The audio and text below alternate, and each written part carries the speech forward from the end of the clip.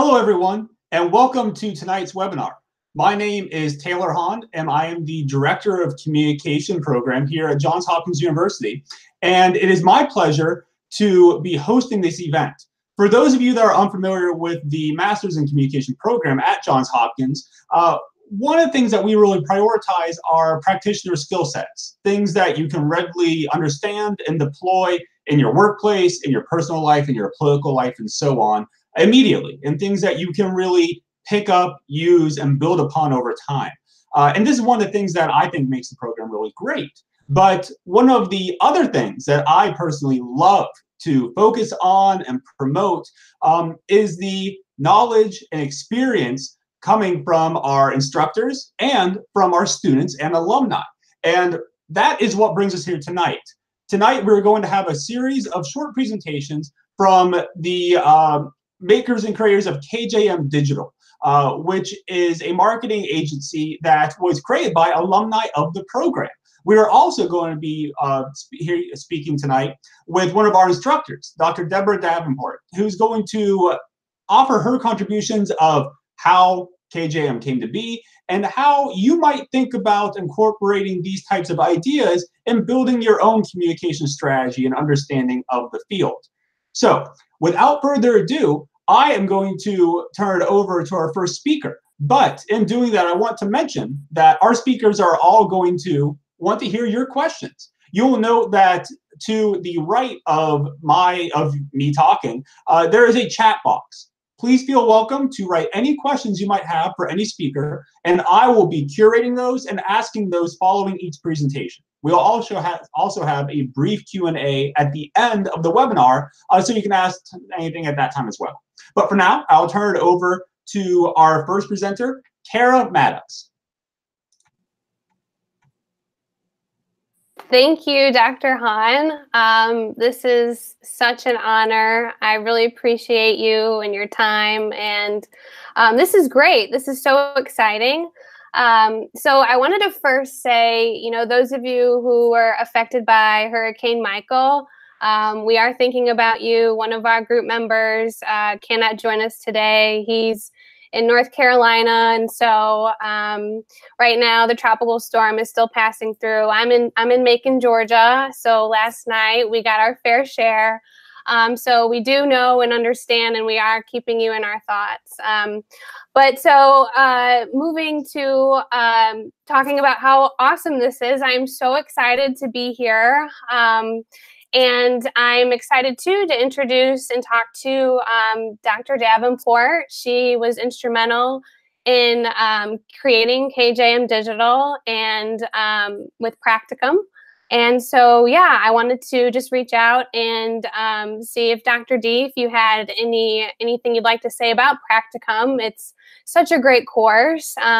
I was research track for such a long time, and I'm so happy that I switched. It was a real game changer. Well, it was certainly great working with you, Tara, and I appreciate your comments about the Practicum course. I am the preceptor of the class, and so I get the opportunity to work with amazing students every semester who all have terrific ideas for new businesses and consulting work. And everybody brings to the class a specific project that they are going to work on for a real-world client. And so it gives the students an opportunity to really step into that real-life consulting role for the semester. And I think it provides a wonderful learning opportunity, for them to really develop those key leadership and consultative skills that we want our graduates to have.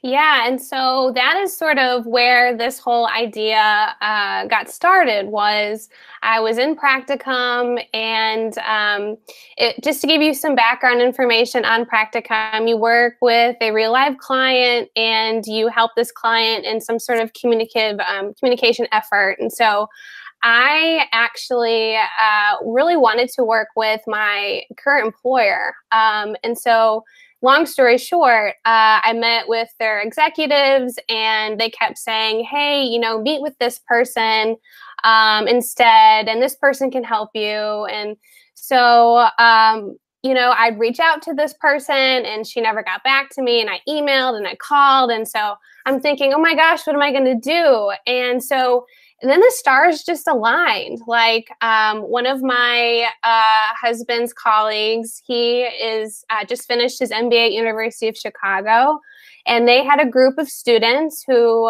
were launching an app for nurses, and they needed someone to make their social media strategy. And I was like, hey, I'll do it. So we participated in GNVC, which is like Shark Tank for University of Chicago MBA students. And that's sort of how this process got started. I realized that starting a business is chaotic, but it's so fun. And I was thinking, you know, I can do this. So in March, we launched. That is so exciting. Congratulations. I remember your project really well, and how exciting it was to kind of go through that whole practicum process with you, and to see your whole plan and your whole idea come together over the semester. And thank you for answering my first two questions already. You made it really easy for me this evening, Tara, so thank you. That's awesome. I wanted to ask you what really kind of sparked your desire to become an entrepreneur? Was it more like you were talking about, you know, you were trying to get this practicum idea up and running with your current employer, and things just kind of weren't gelling? Was that kind of the impetus for you, or did something else happen while you were in the practicum class that, or after you graduated, that made you realize, hey, I really want to do my own thing? Yeah, I think that's such a great question. Thank you, Dr. D.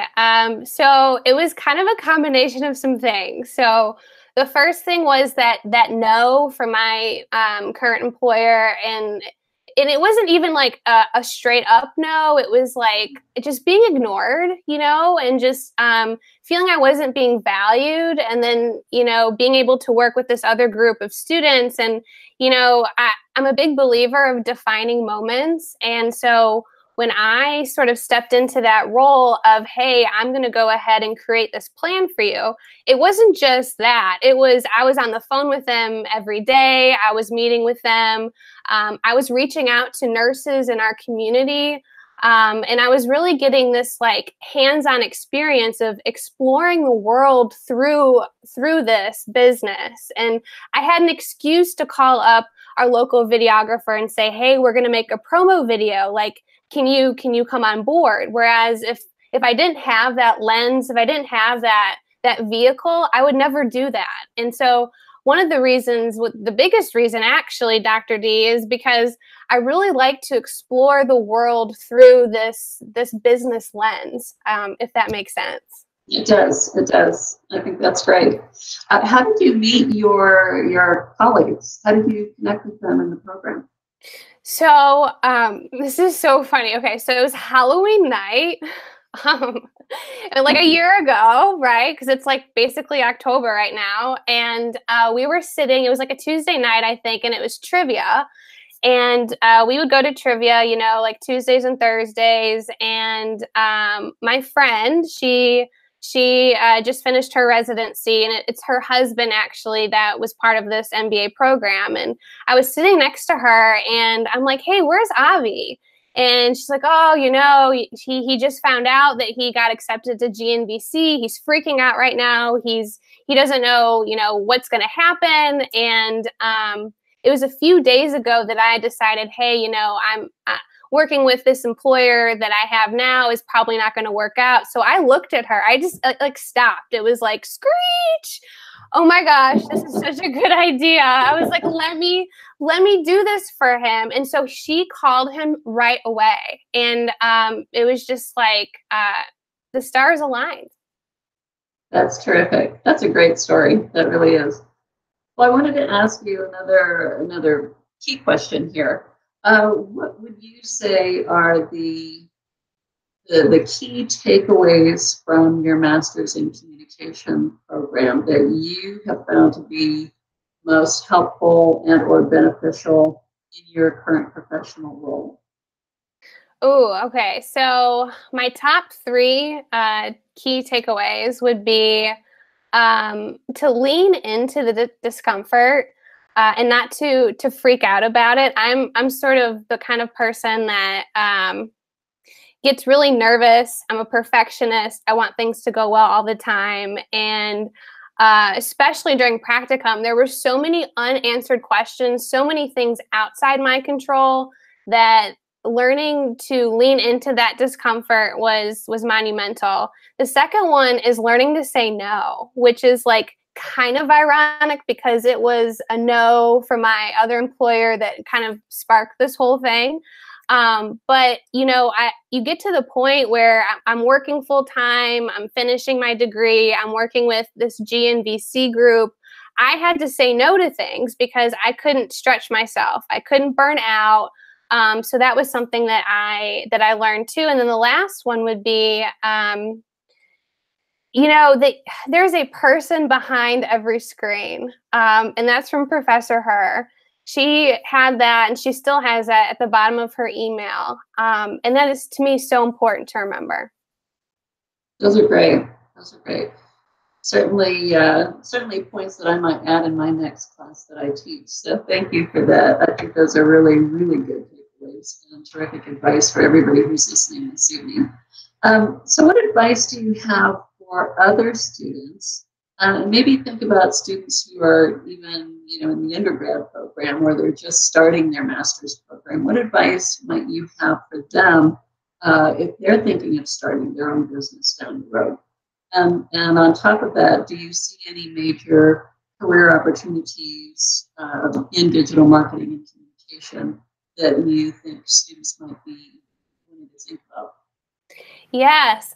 So one of the main pieces of advice, I think, moving forward, both within the program and then if students decide to branch out, would be to look for the transition periods and to look for things where you can help bridge the gap, so to speak. So, for example, KJMDigital, a part of what I really want this program and this company to be, is a bridge from where you are when you graduate to your career job. So I always think that millennials in general, we have one foot, you know, in the past where I didn't grow up with a cell phone in my hand. You know, I would ride bikes and, you know, maybe watch TV 1 hour or so a day. And now we live in such a digital world. So I've got one foot in the past and I've got one foot in this new digital landscape. So it's being in that middle space, in the gray area, that I think is a really great place to be. It is kind of scary. You're in the weeds, but that's where I think a lot of the magic happens there. Within the program, I would really dig into your studies. And I know people say this all the time, but from experience. So my undergrad, I double majored. I have a master's in English education. Looking back, sort of floated through those degrees. I sort of was going for the degree, not the knowledge. This Hopkins program was way different. I took one class per semester. I paid my way through. I read everything and more that my professors gave me because I was so passionate about it. So my key takeaway is to really start thinking about what you're passionate about, because then it's not work. It's like fun, which is like kind of weird to think about. You're absolutely right. Living your passion is definitely the way to live your life, and I think you're certainly a gleaming example of that. You're so bubbly and energetic talking about your company, and it's just so exciting and wonderful to see. This is what we want for all of our graduates from KJMD, is to have this kind of excitement and passion for what we're doing. And if the university has even a small part in helping to really stimulate and foster that passion in our students, then I think we've really done our job. So you brought up some really great points. I love what you said about leaning into challenges and not being afraid of them, to really kind of take the bull by the horns and make your dreams become a reality. And that's certainly something that you've done really, really well. And I have one final question for you, because we're probably getting close to our 10-minute limit. But I wanted to know what your plans are for growing and your brand, and actually, so I'm just going to tie them together here for you. How important do you think personal branding is? We talk a lot about corporate branding and business branding in our classes, but I'd like to get your take on the concept of personal branding too. So I think you were asking about personal branding. You're cutting out just a little bit, so I just wanted to make sure. Personal branding, and then the first one was your plans for growing your company. Plans for growing. Okay, personal branding and plans. So for growing the company, you know, we are looking for more students who might be interested in exploring something that they want to learn more about. And I think, you know, Hannah and Sherry will be able to kind of talk about the benefit of being in KJMDigital, but a lot of what happened after I graduated was, you know, first of all, it's pinpointing what that dream job really is. And the communication field, as you all know, is so big that you could really do so many things, which is great, but it's also a little overwhelming. So part of what we do is we help students or people who just graduate find that dream job. I'll be the first one to write a recommendation for you. I'll be the first one to stand up and say, yes, this person can do what he or she says that he or she can do. And so I think growing that way by opening the door to more Hopkins students would be a great place to start. And personal branding, Dr. D, I think is so important because as a lover of story, you know, I was an English major. I love story, and I think people connect with story. And for someone to connect with a company, they need to connect with the brand. They need to connect with the person behind the brand. Many times, brands they get so big that they kind of become faceless. And I think personal branding is counteracts that in a way, because it shows that you are human and that you do care. You know, corporate social responsibility is something we talk about a lot in our blog. We talk about this with our clients. We talk about this. For me, I really want to help the art community. I love the creative way. I love people who are creative. I want to help them. I want to help connect them to businesses. So I would say personal branding, knowing your story is like number one. That's fabulous. So what is your story, really quickly? What would you say is your story? So my story starts, you know, I guess how far back do you go, right? So when I was 8, I started Shotokan karate.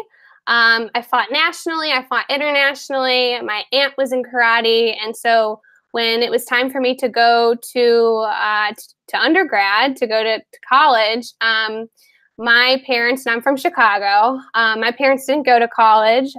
So my mom's like, well, why not Georgia? And I was like, why not Georgia? You know, why not? So I remember my dad and I went on a bunch of different trips to check out colleges. We went to, you know, U of I, we went to Northwestern, we went to Duke, we went to Chapel Hill. And when I went to UGA, it snowed, which is like, you know, kind of funny because they shut down the campus. And coming from Chicago, that's like kind of bizarre for me because you could still see the grass under the snow. And so they shut down the campus. And I knew I wanted to go there. I applied early decision. I didn't apply to any other colleges. When I saw the kids taking the trays from the dining halls and sliding down the hills with them, and I was like, I'm going here. This is it, you know? So that's sort of where it starts. I met my husband in 2007, and the rest is history. I still live in Georgia. Well, that's terrific. And Kara, I know we're kind of out of time here, but I just wanted to let you know how great it's been to see you again and to catch up with you. I've enjoyed our conversation and learning more about your business and how exciting this is. So great to chat with you. I'm going to turn things back over to you and Dr. Hahn so that you can continue with your presentation. Thank you so much. Thank you, Dr. D. I appreciate you so much. Oh, thank you. You're fabulous. Thank you, Dr. Davenport. That was fantastic. So our first presentation actually comes from Kara as well. And so we are going to move into her brief presentation. As I stated, for those of you watching, if you have any questions for her or if anything about the program or about KJM, you can feel free to send a message through our social media accounts as well as through the chat that is on the right-hand side of the video screen. For now, I'll turn it over to Kara, who's presenting on her part of this webinar entitled How to Power Boost Your Professional Experience in Life and Post-Grad School. Thank you, Dr. Hahn.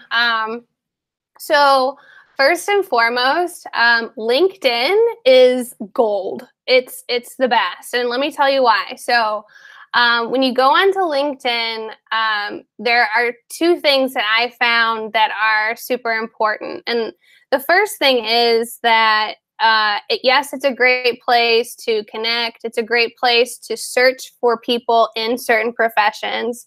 And it's a great place to learn. But every time you make a meaningful connection, you actually have access to that person's email address.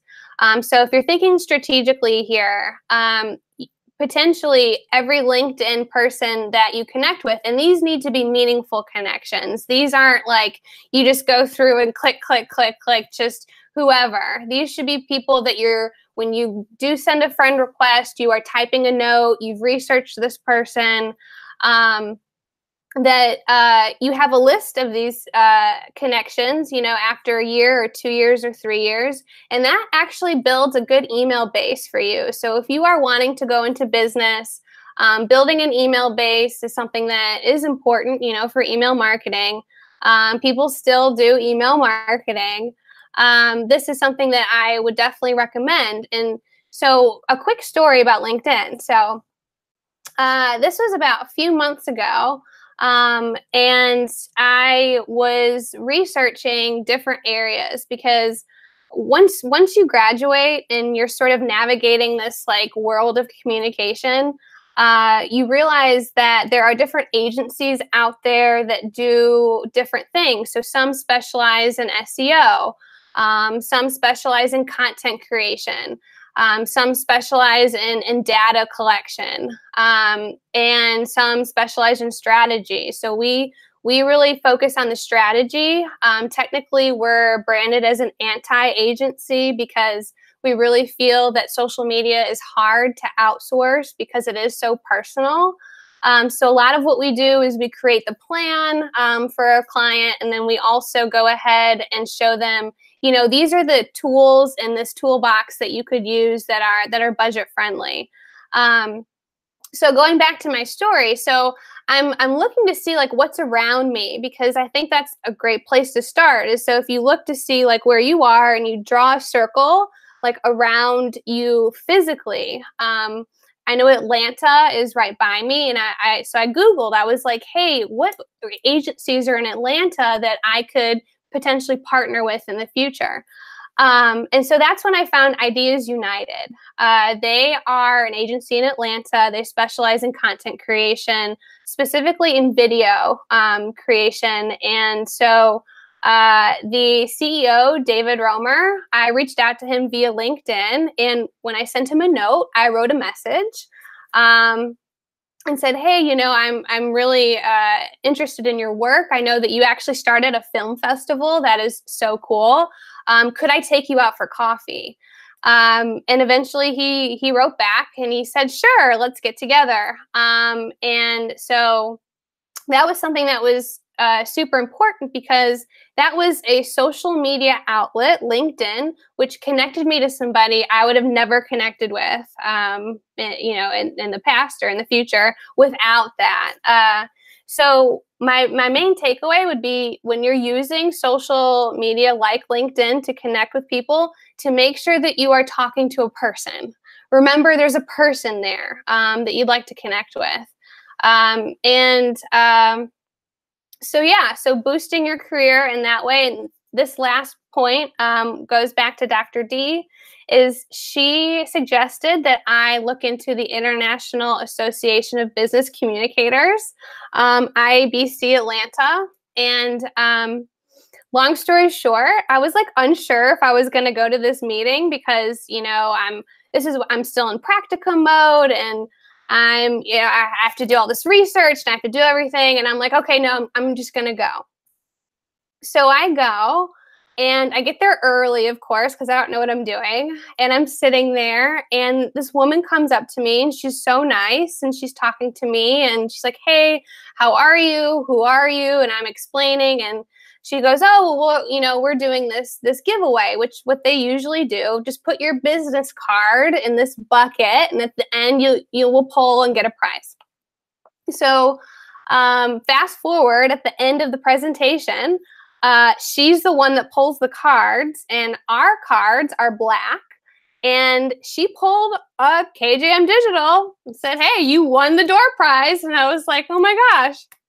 I'm so excited, because I didn't know if I was going to come, and now I have this connection. And then she told me that she picked my card on purpose, and I was like, this is even better, and I don't know if I should tell anybody, but thank you. So listening to Dr. D was like, that was like, you know, a sign that you need to listen to your professors. They are so smart. They know, they've been, and they want to help. And so, yeah, that's basically where we're at. I'd like to say, too, just one last thing, is that we are looking for students who are interested in learning more. And I know that Dr. Hahn will mention this, too, but after this webinar is over, if you head over to Instagram at KJMDigital, we'll be there to answer questions. Tara, could I ask you a quick question with regard to looking for students? Are you offering any kinds of internships for JHU students in your company? Oh, absolutely. And I'm a firm believer that everyone should be paid. So it would not be just like a free work. I would never do that to anybody. So yes, we are definitely looking for that. That's terrific. Wonderful. And Kara, I actually have a question that came through through Twitter. You'd mentioned focused on LinkedIn, which is something that I personally know I need to utilize a lot more. But it's such a great resource. Do you have any other recommendations for other websites or other digital connections that people might utilize? So one that may be sort of off the beaten path, if you are into film specifically, if you want to be in film for marketing, or if you are branding, or if you want to be a filmmaker someday, is Stage 32. This is a great social media outlet that is for people in the film industry. Atlanta is like head and head with California now in terms of, well, I guess the state of Georgia in general, in terms of filming and filmmakers. And so that's a big one here. Wonderful. Thank you. So we are going to move forward now. Thank you, Kara, so much for your presentation. It is my pleasure now to introduce our second speaker, Hannah Jackson, who will be presenting on her presentation, Using the Digital Landscape to Make Meaningful Connections. Yeah, so hi, I'm Hannah, and I'm going to discuss with you guys how Johns Hopkins and KJMDigital helped me make these meaningful relationships in the digital excuse me, in the digital landscape. So a bit of a background about myself. First off, if I look tired or if I sound tired, that's because it's currently 1 a.m. my time because I live in Norway. So yes, I'll get into that in a minute. But so my previous work background is my first job out of undergrad. I worked as the social media manager for a furniture company. And they had 2 stores, so very small and local. But that was really my first, it was my first real job. So it was my first opportunity to work in the digital landscape professionally, you know, other than just my personal social media platforms. And I really enjoyed it. So I thought maybe, you know, I want to pursue a master's degree in that field. So I decided to apply to Hopkins because I found them through researching different grad schools. And I was really excited about Hopkins because I could do my entire master's program online, which not many schools offer. But that's also a reason I was a bit hesitant about it as well, because I didn't know how I would fare not being in a classroom setting with a professor in front of me. So I applied and I got in. I was very excited about that. So I decided to give it a shot. And I said, okay, I can do this for a semester. And then if it doesn't work out, I can do on-ground classes in DC. But I also wanted to continue working through my grad school. So this is a good chance for me to do that. So I did the first semester. And actually that first semester is where I met Kara. We got partnered up in a class where we worked on a semester-long project together. So that's how I met her. And at the end of that semester, I fell in love with the program. I loved everything about it. Doing online classes was not an issue at all, like I kind of thought it might have been. So then after a couple months, I've been doing the program. I actually decided to move to Norway. So I was like, this is the perfect time for me to do it because I can take my schooling with me overseas. So I did that. And then fast forward a couple months, Kara contacted me. And she's like, I'm going to create this digital marketing agency. I was wondering if you would like to join me. And so I was like, of course, because how often do you get the chance to work with a company from its inception? And I already knew that we had this great working relationship because we had worked an entire semester together. And the second point, that was my previous job as that social media manager. The organization I worked for was over 140 years old. So if anything, I was like, this is a great opportunity for myself to learn. Do I like working with something that's a lot older, very structured, very set in their ways? Or do I want to, work with a startup and kind of pave my own path throughout the company and how we work and everything like that? So, yeah, so long story short, though, I really do enjoy the latter. I really enjoy working with a startup because you kind of get to make your own decisions and you're involved a lot more in the decision-making process. So that's a bit where I am now and a bit about my background and how I came to JHU and KJM. So about making meaningful connections in the digital landscape. So before I started taking classes at Hopkins, I didn't think I would really make any real connections. Just because it was online. And I was like, we have discussion boards with other students and the teachers, like a couple times a week, but I was like, that's about it. But I was so wrong. I'm friends with so many other students on all my social media, and I talk to them about like non-school related stuff. That's great. And honestly, I work with 3 other alumni every day. So, and we're here tonight, so I'm still connected. And I kind of had that notion that wouldn't be the case, but it was, and I'm really happy about it. And I think sometimes the power of the internet gets written off. You think you can't make these deep connections, but I think you can. And so, for example, I've never met 2 of my KJM teammates in person, Aaron or Sherry, which is kind of funny, but I feel like I have this very personal relationship with them. And we also have a lot in common. So something kind of funny is that Sherry and I are from the same city. And we probably would have never met if it wasn't for Hopkins, because neither one of us live there now, but we grew up in the same place and we figured that out. And we're like, this is so cool that we have this connection. And like Kara says, she's from Chicago, but she went to UGA, and my entire family went to UGA, and my parents still live in Georgia. So, we kind of have that connection where we both, have lived in Georgia. So that's just kind of funny.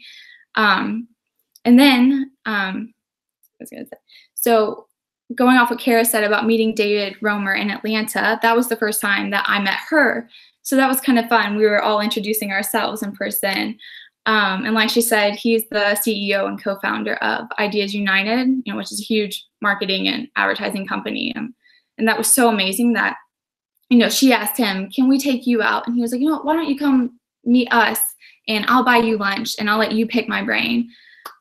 So that was really cool that connection was made online. And now we have this personal relationship with this man who has done so much in the marketing world.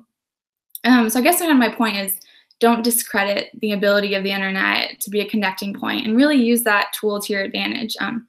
It's such a great platform that you have at Hopkins doing your online classes, and that's such a great place to connect with others. And I guess a little bit about how KJM helped me during my time at Hopkins, and why online work and school is the best for me. So I'm the most recent graduate out of the four of us. I just graduated in August. So I was working for KJM while I was in school, and I was taking 4 classes this past summer semester so I could go ahead and graduate. And I thought that I was like, this is going to be a bit too much, working and taking 4 classes, but it was actually so great. I know it might sound crazy that I say that, but first off, Hopkins and KJM allow me to go to school and work in the US while I'm living in Norway.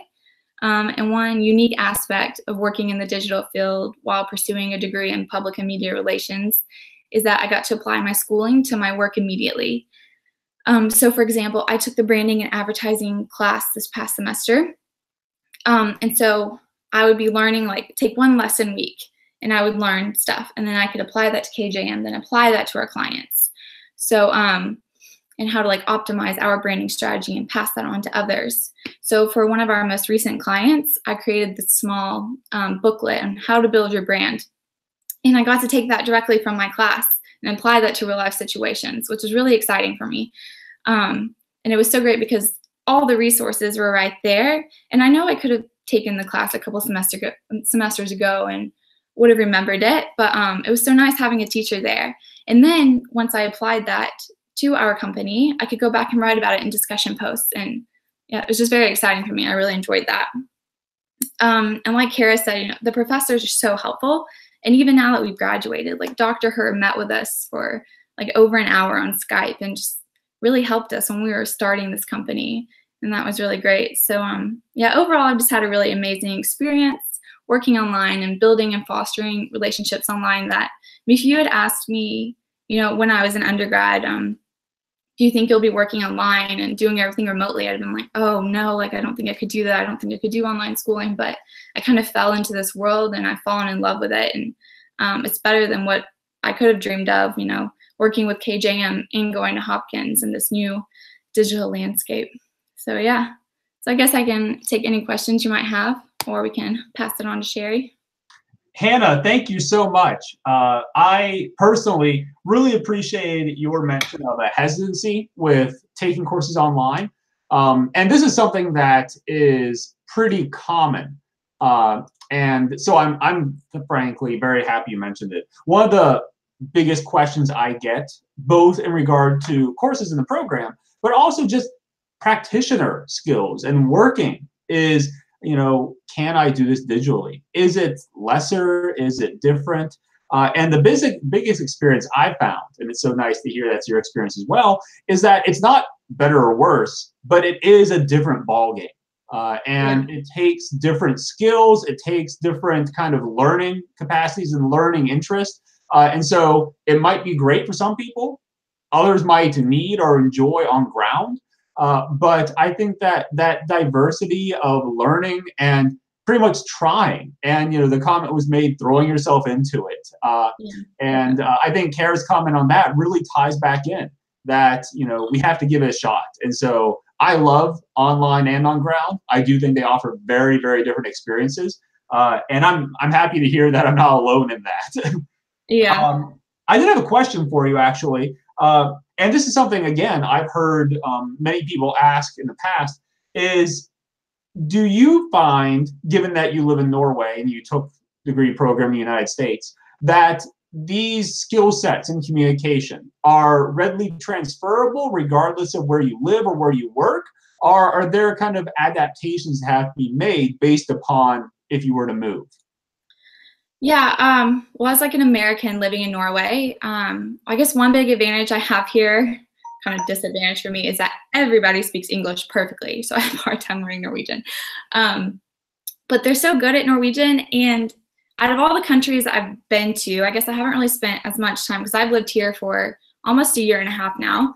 I don't know, they seem pretty similar to us, I think.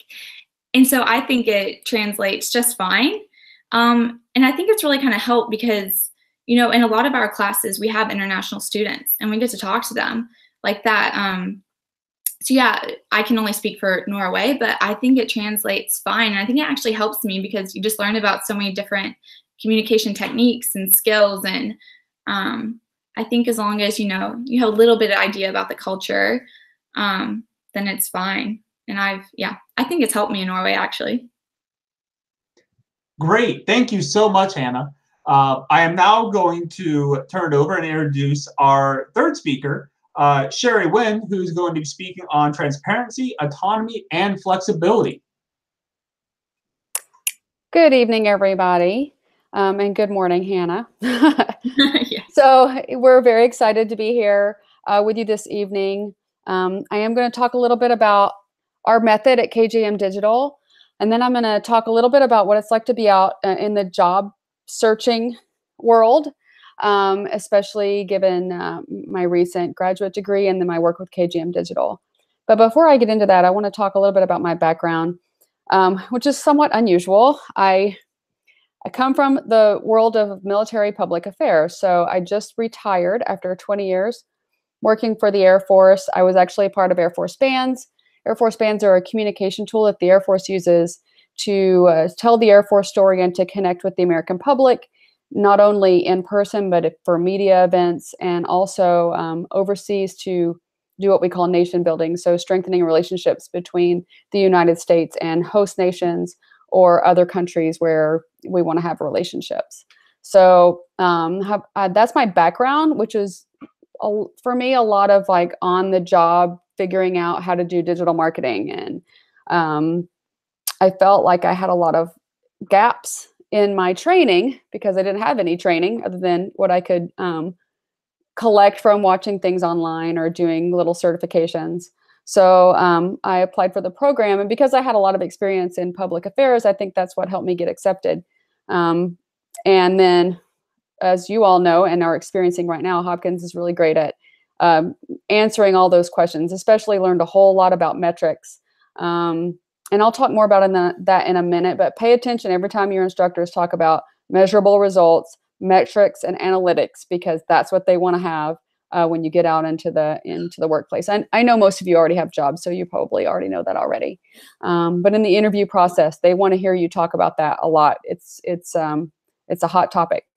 So back in January, when Kara hatched this crazy, awesome plan to launch this agency, she asked me, and I don't think she got the sentence fully out of her mouth before I was like, yes, that's something I want to do. Absolutely, 100%. We had worked together in, I think, a couple of classes. And I loved Kara's work. I loved interacting with her. And so it was really, really easy. Yes. So to me, it was a really great opportunity to practice what I had learned and to continue to develop some skills that I could put on my resume and that I could communicate to future employers in preparation for my retirement from the Air Force and my job search. And I got to put that I have agency experience, which is something that a lot of employers are actually looking for out there.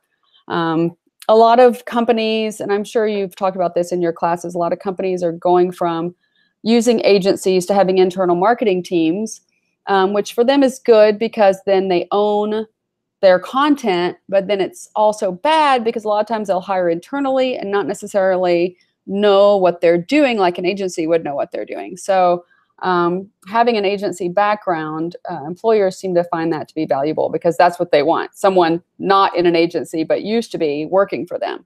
So I'll talk a little bit more about the job search in a minute. I want to talk real quick about our structure here at KJM. and why it works. And we have just a couple of buzzwords. The first one is autonomy. So one of the best things about our method is that just like in your coursework, we have deadlines. We have self-imposed deadlines. We set our own deadlines. We're integrating our content.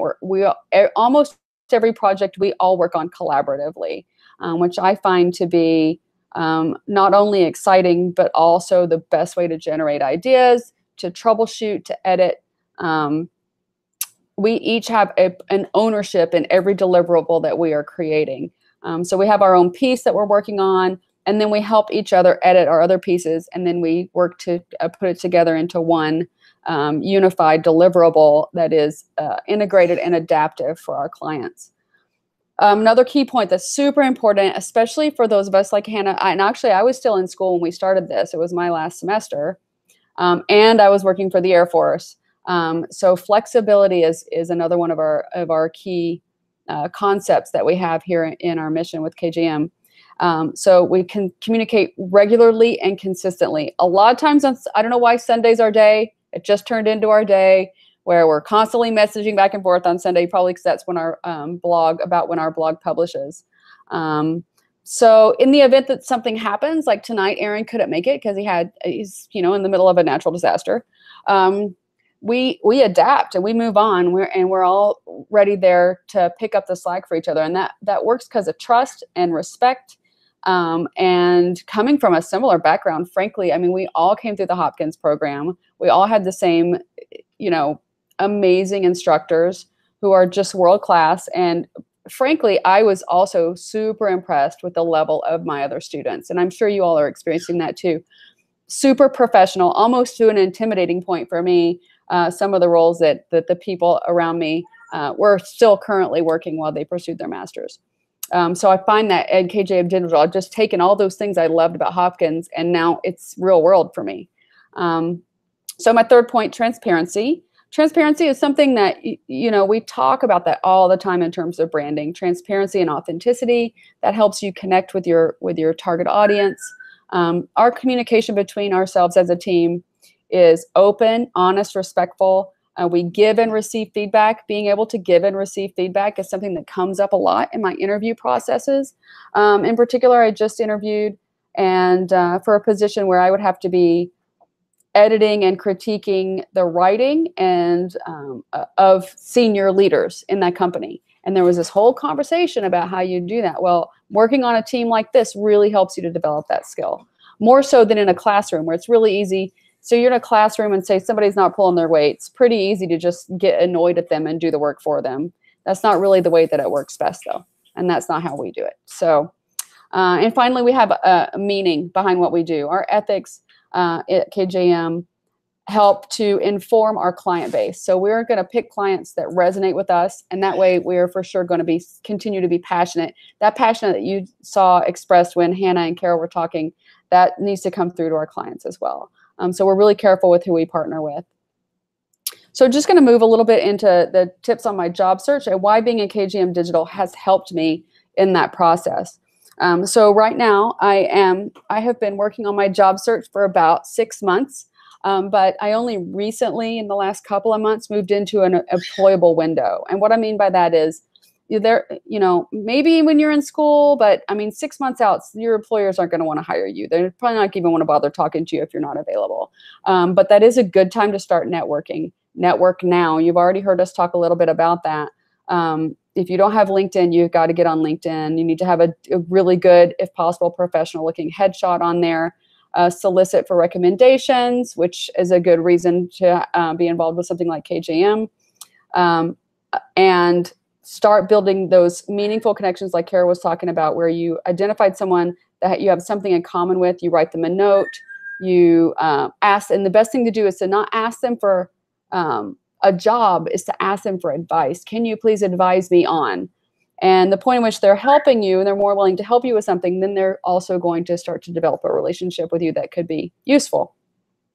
And network all the time. Take cards with you everywhere you go. Last night I was at a benefit concert and I met the Austin city manager, and he said, please send me your resume. So you just never know when that's going to happen. So network, network, network. That's one of my first tips on job searching. So I've recently just really moved into that window. I'm currently heavy into the second and third order steps for jobs at IBM, Dell, and an e-learning company. And every single time I'm in an interview situation, being able to talk about KJMDigital is useful, especially with large companies where you're working on teams that are spread all over the country. They're like, how do you feel about remote working? And I can answer that question with full authority because we have been doing that for some time now. You're all doing it in school anyway, but it's even more exciting and invigorating to do it in a real world setting. So I would also say that KJMDigital has given me the flexibility to be doing work, but at the same time be available for interviews. In fact, right before the interview process, my very first interview, I was like, Kara, can you give me a practice interview? And so we got on the video and she gave me my practice interview questions. She's also one of my references, which is a great reference.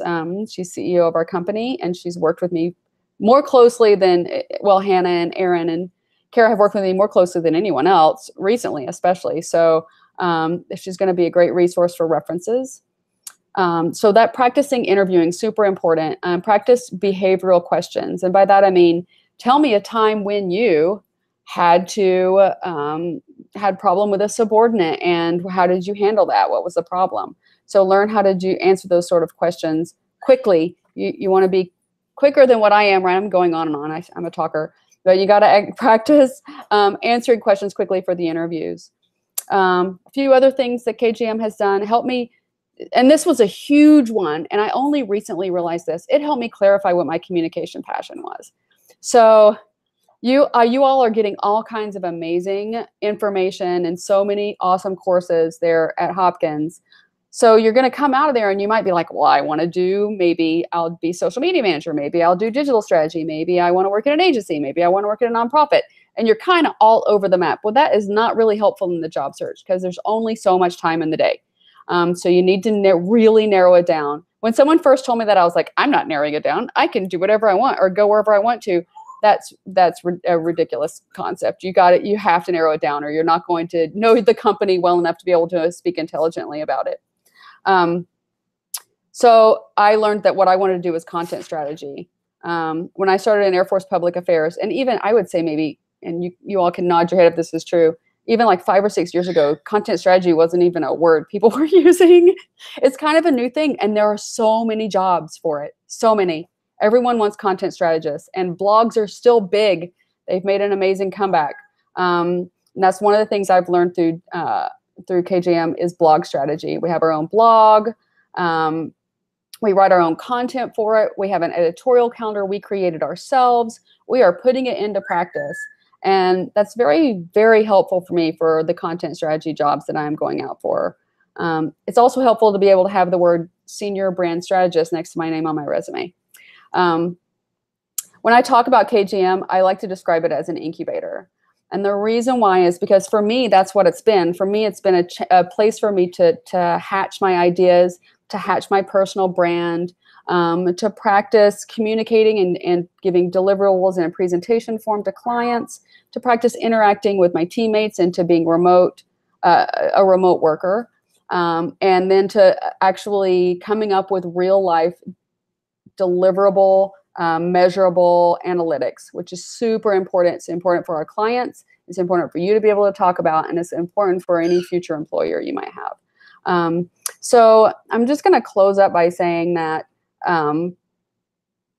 being a member of KJM, it makes me really proud. I love talking about it. I find that when I'm talking about it in an interview that passion really comes through, and I've always, every single time, gotten a positive reaction.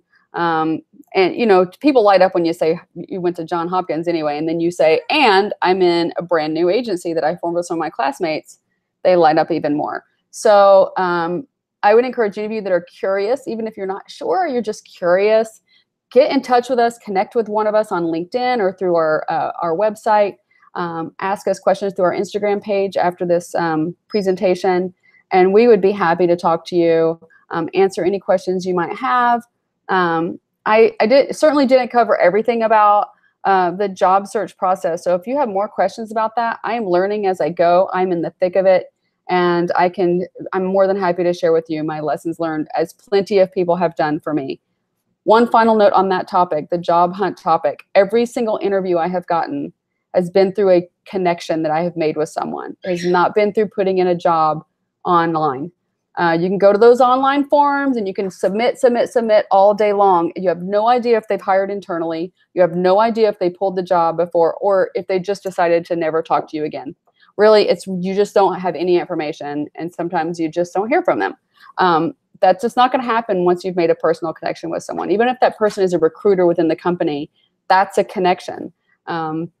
So play it for all it's worth. I mean, you have to take the opportunities when they come. So that's the end of my presentation. I am very happy to take any questions that any of you may have. Sherry, thank you so much. One of the big takeaways I've personally gotten from all these presentations is the importance of doing. You know, so much of education, I think, historically has been perceived as read this book, write this paper, but getting out there and actually really practicing these skills.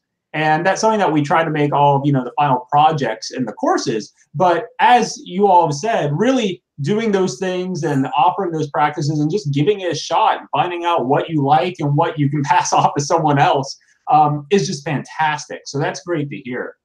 And we actually have a question on the YouTube chat, and it is, how are you able to maintain work-life balance at KJM and working remotely every day? Do you find it challenging to all work in separate places? And I'm going to turn that to Sherry, and then let's hear from Hannah and Kara as well afterward if they have some input there.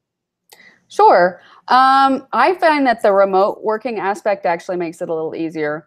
So we're really good at setting reasonable deadlines pretty far in advance. And we recently just implemented a new blog and a new social media strategy.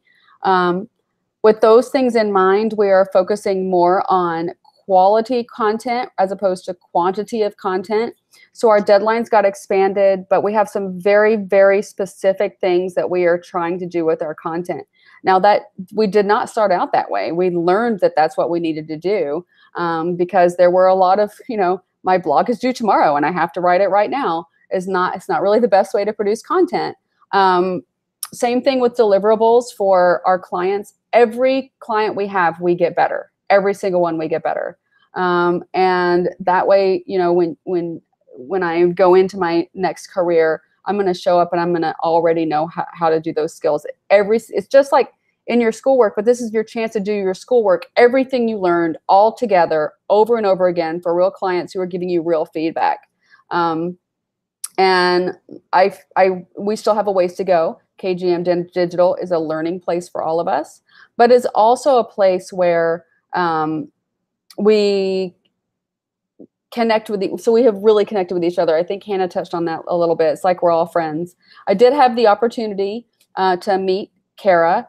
Aaron, I knew him when the Air Force hired him. So he's also an Air Force bandsman. So I've known Aaron for a really long time. Didn't know he was in the Hopkins program till we showed up on a discussion post with each other one day. And we were like, wait, I know you. Just as a side note. But yeah, the remote working is I think it's fabulous. I think it makes it easier. For me, work-life balance, man, it's ebb and flow.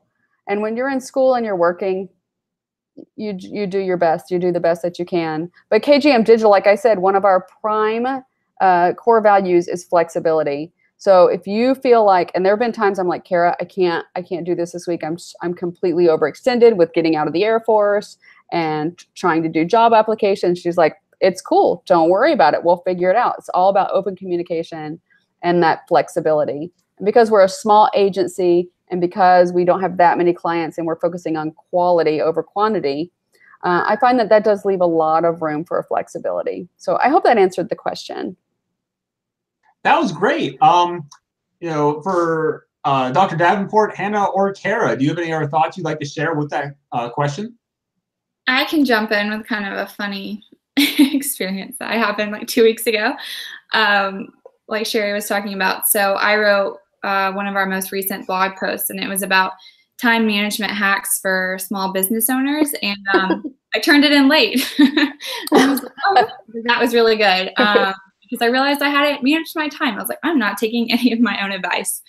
So I think one of my biggest issues, and I can go if that was one of the reasons I was kind of like hesitant about Hopkins, doing things online. I was like, do I have enough self-discipline to like, oh yeah, I have to sit on my computer here.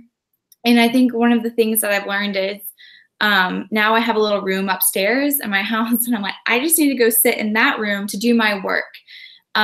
Because if I'm sitting in my living room, I see like, oh, I have dishes that need to be washed, or this is messy. And it's like, you know, I just, there's other stuff that needs to be done. So you really have to create a separate physical space as well as separate mental boundaries. That's one of the things I wrote about. It's like you say, okay, from this hour to this hour, I work on work. And from this hour to this hour, I can do housework or social activities, that kind of thing. So I think that's really helped me. It took me a while to figure that out. And sometimes I don't take my own advice. So yeah, that's kind of how I have the work-life balance. It's a great question. Great. Well, and I really think that this touches on not only the required skill sets and kind of making those points of separation for yourself for working and also for school. And I have the exact same situation as what you were mentioning, Hannah. You know, I have to have a separate office at my house because, you know, if I let myself work in the living room, it's so easy to become distracted.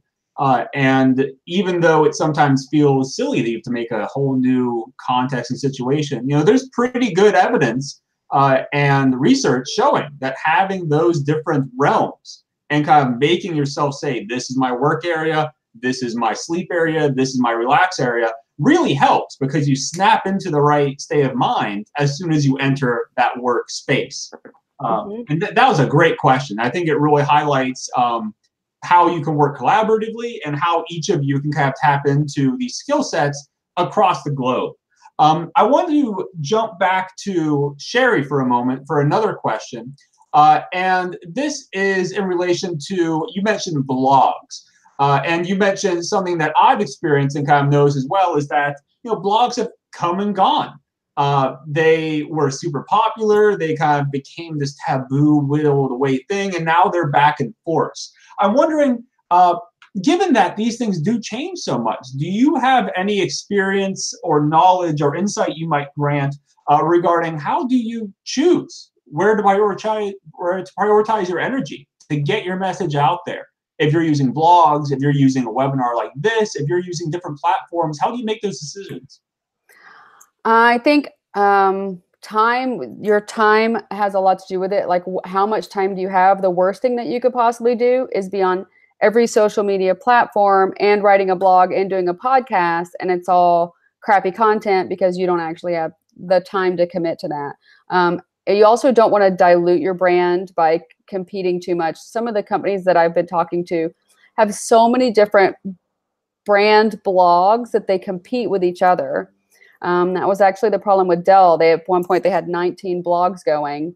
And then about a year and a half ago, they went down to 2. They consolidated to 2 main blogs, and they've won a bunch of awards just for doing that one thing. So it absolutely has to do with what do you have time to do well. And it depends on what your goals are.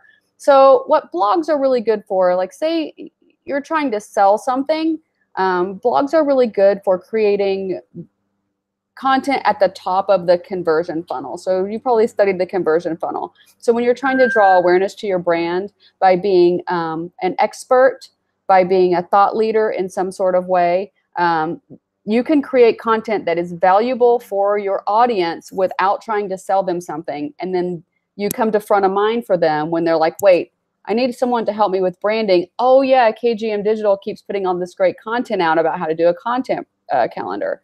So you want to create great content.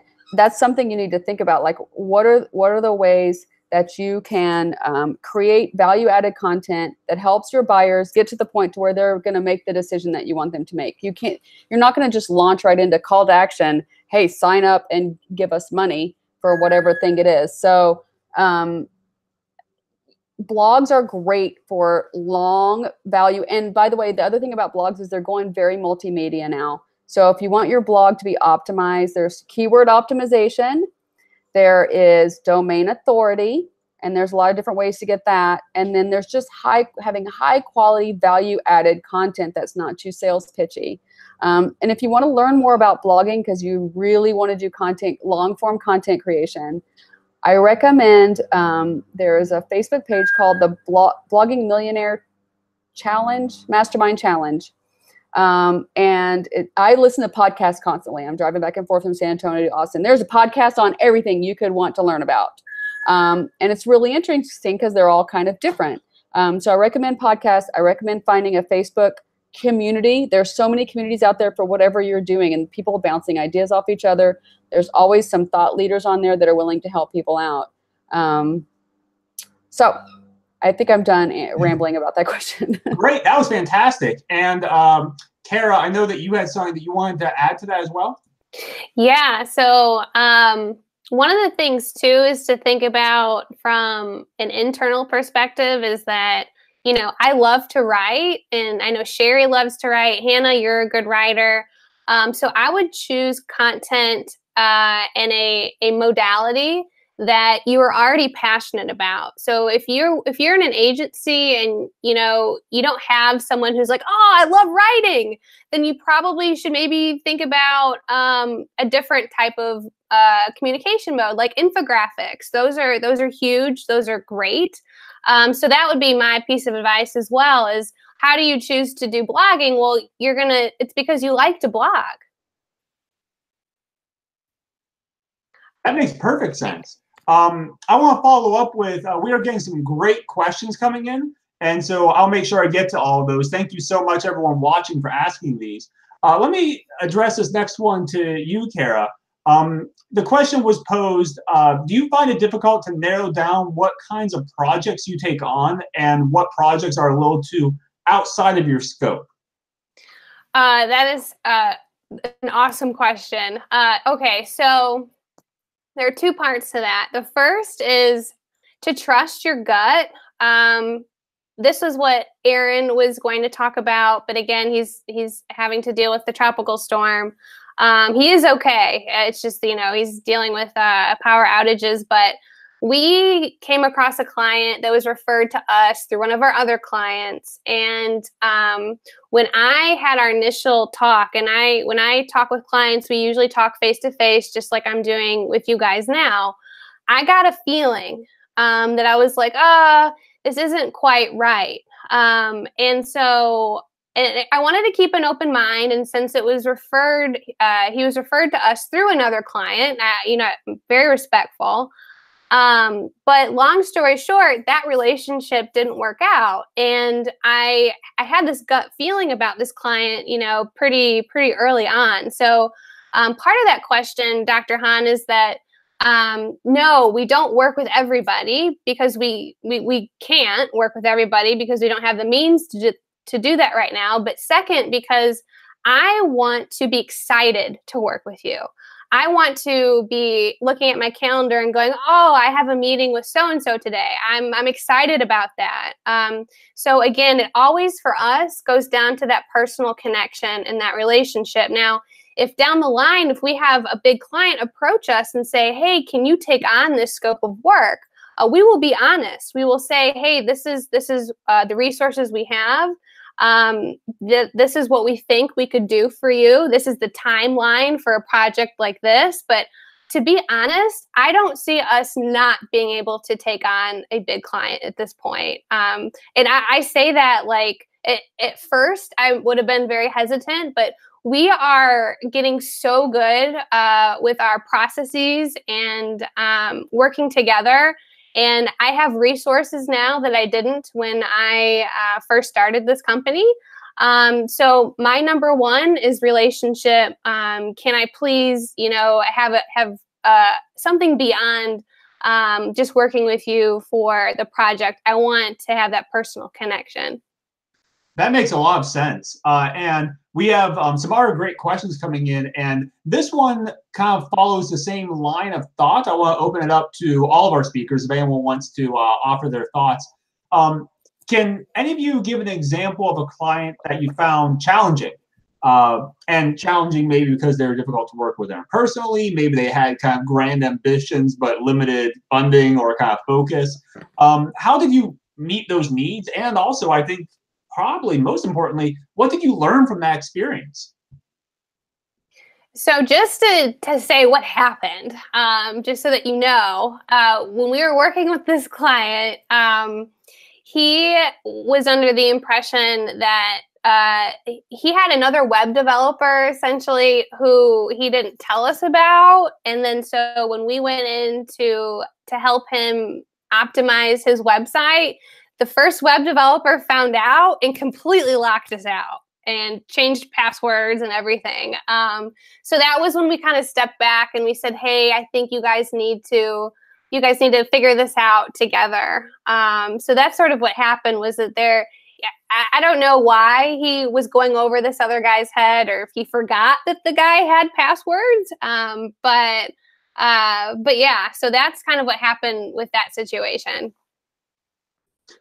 Yeah, those things can be so difficult, especially as we get larger organizations or newer ones that are just kind of learning the ropes and aren't thinking about these types of things. I really like, Tara, this example kind of touches on web security, the importance of making sure you have this great blog presence, you have these websites, that they're safe and they're secure, something that we didn't really have to worry about as much with traditional media, but increasingly as we're moving more and more online, something we'll have to think about.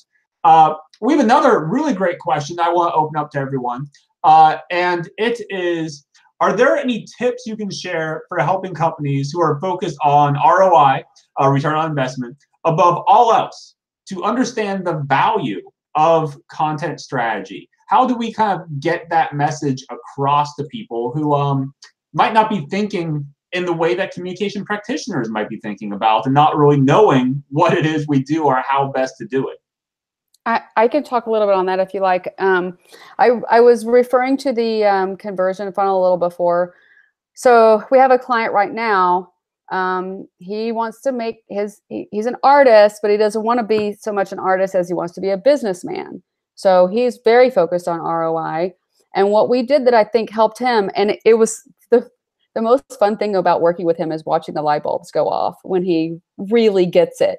Oh, I see what this is going to do for me.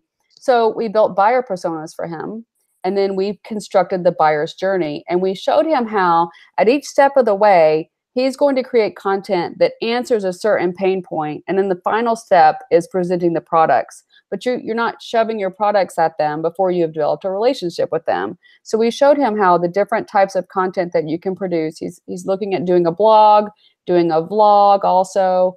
And then he runs his own social media. So what sort of content are you creating? What sort of step in the process is that going to lead that particular target audience? So every piece of content is purposeful. I think when you show them that, when you explain to them that, at the beginning step, this person isn't aware of you. You need to make them aware, but you don't want to make them aware in a way that's going to send them running to the hills by sending a million email solicitations to buy something. You want to solve their problem. Then they're going to start thinking of you as an expert. And I think showing them the process, like drawing it out in a schematic, at least in his case, it was really eye-opening for him. He was like, I totally understand what you all are talking about now, and how that's going to help me to grow my business and get more sales. Then also that very important piece about tracking the metrics. So if you're helping your client for a little while, and the first quarter goes by, hopefully you can show them something has changed, even if the only thing that's changed at that point is engagement, because engagement shows that awareness, that first step of the conversion funnel, has gone up. Conversion funnels are cool because each step of the way, there's a different metric you're going to be looking for that's going to tell you if your audience is getting where you want them to go. And too, Sherry, this kind of segues back to Dr. D's question about personal branding. A return on investment is huge. We track metrics. These are very important to us as well, because we want to be able to show, future clients that we were able to help the clients that we have now. But in this digital landscape, if you aren't putting out content, you aren't as human as you may be if you were putting out content. And having this story that you are hopefully helping somebody as well. We like to work with people that have a corporate social responsibility segment of their company, and that they want to make, you know, everything a little bit better for everyone. So that to me is very important, is because you want to come off human, and the content that you put out is going to make your digital self more human, and so to speak. So not to get all, you know, an Elon Musky or anything, but you know, we are moving in so many digital spaces that this digital landscape, there's so much opportunity there that you are sort of creating this persona that is online, which it should mirror very strong values that your company has in person. That's a great point, Tara. I was just going to jump in with that word values, that key word of values. And that's an article I just wrote a few days ago, is tying your brand to your values. And that's really what is the essence of everybody's brand, whether it's your company or the leader, him or herself. It's those personal values that actually drive the brand message. And so those need to be identified very clearly. And like you were saying, you know, some clients think of that as a little bit too touchy-feely, but really that's where we have to start every single brand conversation, is with the leader, with the CEO. What are your values? What's really important to you? Who are you as a human being? And then we morph that into a marketable brand concept and brand message that is then going to resonate with that client's key audiences. But from my perspective, getting in touch with those key values, those key drivers of the organization, that is absolutely essential. And I really don't think you can have a successful brand without having those values behind it. These are fantastic questions and responses. Unfortunately, I hate to be the bearer of bad news. We are going to have to cut ourselves at this point. We try to keep our webinars about an hour and 15 minutes. But I want to mention that is not the end of the conversation. The KJM team has been very wonderful in offering their availability. And I am now posting a, let's see. There we go. I am posting information regarding that to the KJM. Oh, actually, I'm having a small tech issue. Well, ignore that. I will. You will find the information for the webinar at the very bottom of the description, and we will make sure that we post out information regarding this. And this is also a recording that you'll have access to down the road. But I want to thank our KJM team and Dr. Davenport for joining us tonight. I think that we're touching on some really critical issues and concerns regarding being a proficient communication practitioner and ensuring that we have the tools necessary, and also that we're using what we have. One of the major things I always mention with my students is that, we can offer you great skills and we can give you the right information, but it's so important to know how to successfully deploy those things. And I think that the work we're seeing with KJM has been a great example of how you can use that type of information to push things forward. And you can do it while you're still a student. You can do it afterward. You can make those connections. So I want to thank everyone for joining us tonight. Thank you to our speakers and presenters. And please always remember, as I said, my name is Dr. Taylor Hahn. You can reach out to me at the communication program with any questions, and you can reach out to the KJM staff with any questions you might have for them. Thank you so much, and have a wonderful evening.